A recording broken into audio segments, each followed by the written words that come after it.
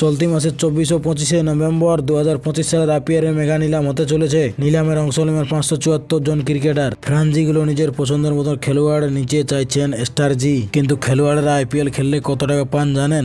IPL খেলোয়াড়রা তার দামের সঙ্গে অতিরিক্ত টাকা পান। প্রতি ম্যাচে ক্রিকেটাররা ম্যাচ ফি বাবদ 4 লক্ষ টাকা পান। ম্যাচ ফিতে যোগ করা হবে প্রতিটি খেলোয়াড়ের নিলামের দাম। কোনো খেলোয়াড় ম্যাচের সেরা বা অন্যান্য পুরস্কার পেলেও, কোনো অর্থ পেলেও এটি আলাদা করে যোগ করা হবে। সবকিছু যোগ করে যে টাকাটা মোট দাঁড়াবে তার উপর টিডিএস কাটা হবে। বিদেশি খেলোয়াড়দের 20% টিডিএস দিতে হবে। ভারতীয় ক্রিকেটাররা তাদের 10% টিডিএস দিতে থাকে। বিদেশি খেলোয়াড়দের নিজেদের আয়ের 20% ট্যাক্স কাটলে সব মিটে যায়, তাদের আলাদা করে ফাইল করতে হয় না। ভারতীয় খেলোয়াড়দের দিতে হয় আয়ের উপর 30% কর। টিডিএস 10% দিলে বাকি 20% টিডিএস এই পর্যায়ে দিতে হয়। শুধু তাই নয়, খেলোয়াড়দের মোট আয় কর অঙ্কে 30%-এর উপর সারচার্জ দিতে হবে। আয়করের অঙ্কে 50 লক্ষর কম হলে প্রদয় নয়, অন্যথা 10% থেকে 25% পর্যন্ত প্রদয়। এছাড়া এডুকেশন ও হেলথ সেন্সেশনও দিতে হয়।